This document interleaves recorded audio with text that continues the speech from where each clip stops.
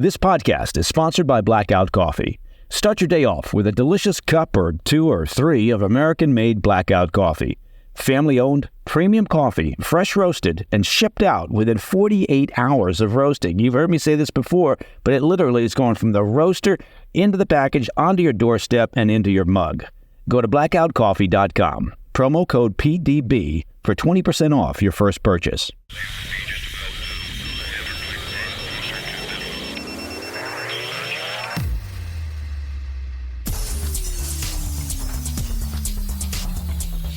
It's Thursday, 21 March. Welcome to the President's Daily Brief. I'm Mike Baker, your eyes and ears on the world stage. Let's get briefed. We'll begin today by examining the war of words that's broken out between Moscow and Paris as Russian intelligence agencies accuse France of preparing to send 2,000 troops into Ukraine. It's almost like Putin is trying to pick a fight with the EU and US. I mean, you'd think he'd be happy with one invasion at a time. Later in the program, we uncover how SpaceX's latest partnership with the U.S. government is sparking international tensions. Elon Musk's company is embarking on a clandestine project to deploy a vast array of spy satellites. Well, it was clandestine until individuals with access couldn't keep their yaps shut and told Reuters about it. That's a move that has Beijing on edge and Moscow openly labeling SpaceX as a target. We'll also bring you the latest on the Biden administration's urgent call to action as America's water systems face increasing cyber threats. It's a high-stakes race to shield our nation's most vital resources. And in today's Back of the Brief, we're tackling a sobering shift in the well-being of Americans. For the first time since rankings began, the United States has slipped from its perch, falling out of the top 20 happiest countries on Earth. Oh, that makes me sad. Oh, see, there you go. But first, today's PDB Spotlight. French President Emmanuel Macron's recent transformation into Europe's leading hawk when it comes to war in the Ukraine is causing quite a bit of tension between Paris and Moscow, with Russia now accusing the French government of preparing to send thousands of troops into Ukraine. If you'll remember, Macron's morphing into a manly warrior king began in earnest last month when he refused to rule out putting troops on the ground in Ukraine. As we reported at the time, his comments prompted a stern response from other European nations and even a brushback from NATO itself. But since then, Macron has refused to back down. During a 30-minute primetime television interview just last week, he once again presented the war in Ukraine as an existential threat and declined to rule out French boots on the ground. Of course, none of those boots would be on Macron's feet.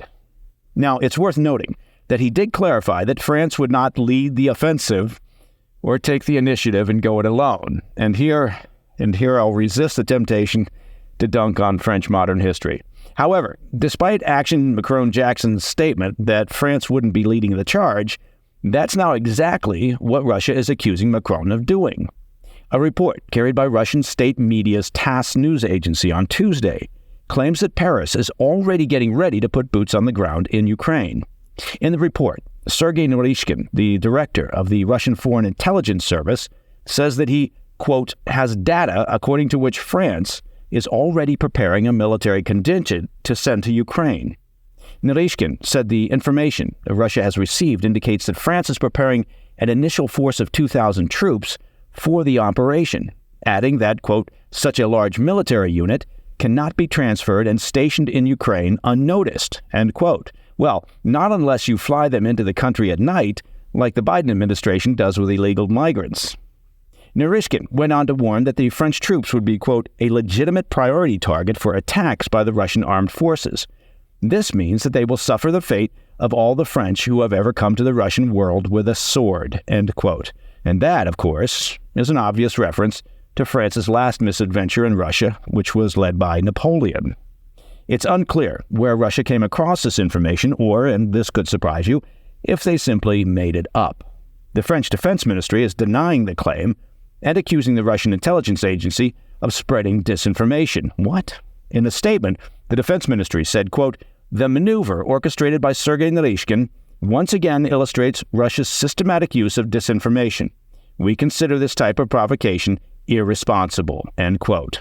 Well, Russia did invade Ukraine and has been waging war on its neighbor now for over 2 years, so they probably won't take offense at being called irresponsible. Interestingly, Macron isn't the only Frenchman rattling his saber right now. In an op-ed piece in Le Monde, France's largest newspaper, the nation's army chief, General Pierre Schill, said that French land forces are ready to respond to any threat as they prepare for even, quote, the toughest engagements. The general wrote, quote, however the international situation may evolve, French people can be certain that their soldiers stand ready to respond. Seems like over there in Europe, everybody's flexing on everybody. Coming up after the break, the recent revelation that Elon Musk's SpaceX is developing a network of hundreds of spy satellites for a U.S. intelligence agency is ruffling feathers in Beijing and Moscow. Plus, the Biden administration is warning of a growing cybersecurity threat against U.S. water infrastructure. More on those stories when we come back. Welcome back. Russia and China have responded to a recent report that Elon Musk's SpaceX is building spy satellites for U.S. intelligence agencies, and the two powers are not amused. But to be fair, neither is known for its sense of humor. Officials in Moscow condemned the activity by America's spy agencies, saying their actions threaten global security and make the satellites a legitimate target for Russia's military. Officials with China's CCP were similarly disgruntled by the news, saying America's use of commercial satellite operators for clandestine activities exposed the U.S.'s, quote, shamelessness and double standards, referring to U.S. accusations that Chinese tech companies like TikTok threaten American security. Now, the fact that that's a terrible analogy by the CCP, since TikTok is a Chinese company operating in the U.S. and SpaceX is a U.S. company operating in the U.S., well, I suppose that's neither here nor there. I'm just being churlish.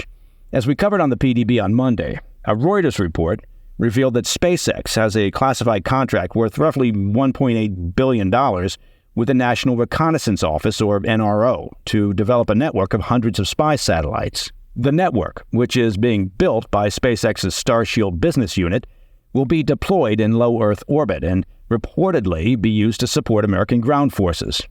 One anonymous source with knowledge of the project, who was unable to keep their mouth shut, said it would significantly enhance the military's ability to quickly spot targets or threats anywhere around the world. Officials with the CCP's People's Liberation Army urged U.S. companies — I want you to listen to this. I'm going to start that sentence over again. I may even repeat it again. Officials with the CCP's People's Liberation Army, that's the PLA, urged U.S. companies to avoid doing direct business with the U.S. government's defense sector, claiming the SpaceX contract poses a significant risk to international security and stability. Now, in case that didn't register with you the first time, yes, I'm going to repeat it. China's military has urged U.S. companies to not do business with the U.S. defense industry. I'm having a difficult time right now deciding if that statement from Xi's regime in China is incredibly arrogant, ridiculously stupid, or possibly just a combination of both. Let's settle on the combo, shall we? State media in China also expressed concerns that the collaboration will inevitably lead to escalation between China and the U.S. Now, China has already been developing their own satellite constellation program in an attempt to rival SpaceX's public Starlink network of about 5,500 satellites. In a statement, Chinese officials said, quote, "We urge U.S. companies to not help a villain do evil. All countries worldwide should be vigilant and protect against new and even bigger security threats created by the U.S. government," end quote. Well, it's nice that the Chinese regime has taken time out from their decades of stealing intellectual property from around the world and then giving it to their state-owned, supposedly independent companies to reverse engineer technology in order to lecture U.S. companies on how to behave properly. As I mentioned earlier, the Kremlin has also lashed out over the revelation, but claimed that they were aware of ongoing efforts by the U.S. government to leverage the private sector for its military space ambitions. A spokesman for the Foreign Ministry added that, given their use by U.S. intelligence agencies, the satellites are, quote, a legitimate target for retaliatory measures, including military ones, end quote. Officials with SpaceX, the NRO, and the Pentagon are all remaining tight-lipped about the clandestine program. We'll continue to track this story and bring you any further developments. And as an aside, I'm sure whoever leaked this story didn't do it because they disagree with Elon Musk's politics. All right, turning our focus to threats against the homeland. The Biden administration is sounding the alarm about the dangers posed by foreign hackers targeting America's critical infrastructure. National Security Advisor Jake Sullivan and senior officials with the Environmental Protection Agency sent a letter on Tuesday to America's governors outlining the threat, warning them that groups are actively carrying out cyber attacks against water and sewage systems throughout the country, and that they only expect the infiltration attempts to intensify. In the letter, officials singled out Iran's Islamic Revolutionary Guard Corps and China as posing the greatest risk of cyber sabotage.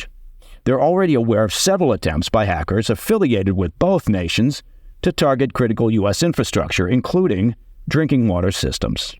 The head of the EPA said the groups are particularly focused on water systems and other essential infrastructure due to their relative vulnerability to cyber intrusions. Now, most water and sewage facilities in the U.S. currently lack the resources and technical capacity to adopt rigorous cybersecurity practices. The letter warns, quote, even basic cybersecurity precautions, such as resetting default passwords or updating software to address known vulnerabilities, are not in place and can mean the difference between business as usual and a disruptive cyber attack, end quote. While the U.S. has so far managed to avoid a destabilizing breach of critical systems, the risk, of course, is always present. As you may recall, back in November, a group of Iranian-backed hackers took control of a municipal water station in Beaver County, Pennsylvania, shutting down a pump on a supply line that provides drinking water to 2 townships in the county. While workers there were able to disable the system and avoid any disruptions, the intrusion served as a disturbing reminder of just how vulnerable America's essential infrastructure is to foreign attacks. The Biden administration is calling on state leaders to bolster security defenses of their water systems, work to identify any remaining vulnerabilities, and create an action plan in the event of an attack. The White House also invited state environmental, health, and homeland security secretaries to an emergency virtual meeting on Thursday to discuss the current threat, as well as plans to create a water sector cybersecurity task force. I know you and I are currently asking the same question. You mean the U.S. didn't already have a cybersecurity task force focused on the water sector? Ahead of the meeting, EPA Administrator Michael Regan warned, quote, drinking water and wastewater systems are a lifeline for communities, but many systems have not adopted important cybersecurity practices to thwart potential cyber attacks, end quote. Okay, here's the thing.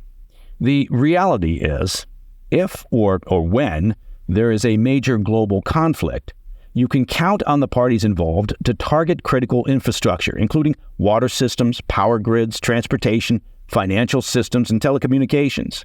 That's why every nation with sufficient resources, and here we're basically talking about China, Russia, and Iran, have spent years probing and testing and mapping out the U.S. infrastructure. They've been creating playbooks for how to target these systems, how to identify the weak links. The objective is to bring the conflict directly to the home front, to damage and weaken morale at home, and to create chaos and instability. And on that happy note, coming up in the back of the brief, for the first time since rankings began, the United States has dropped out of the top 20 happiest countries globally, with a notable decline in happiness among younger adults.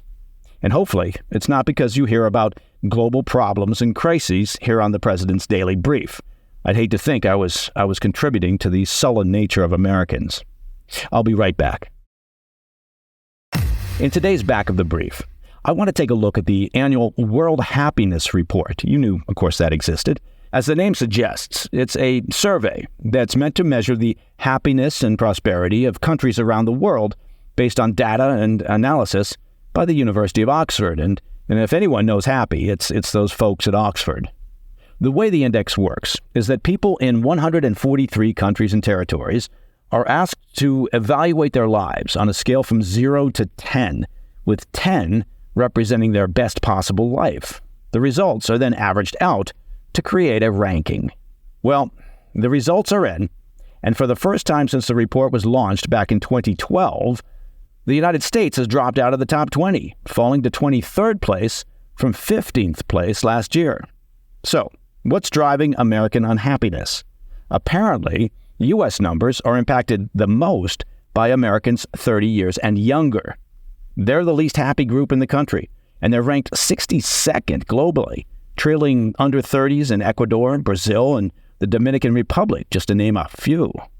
In the 60 and older category, Americans remain relatively happy, perhaps because the older folks can afford better drugs.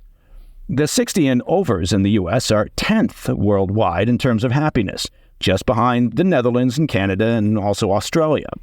Now, if you're wondering where to find the happiest people on Earth, aside from all the folks riding those little boats at the Disney attraction in It's a Small World, well, the Nordic countries dominate the list. Finland remained in the top spot with an average score of 7.7, followed by Denmark, Iceland, and Sweden. Now, sadly, at the bottom of the list, well, it's Afghanistan and Lebanon with scores of 1.7 and 2.7 respectively. And that, my friends, is the President's Daily Brief for Thursday, 21 March. If you have any questions or comments, please reach out to me at pdb@thefirsttv.com. I'm Mike Baker. I'll be back later today with the PDB Afternoon Bulletin. Until then, stay informed, stay safe, stay cool.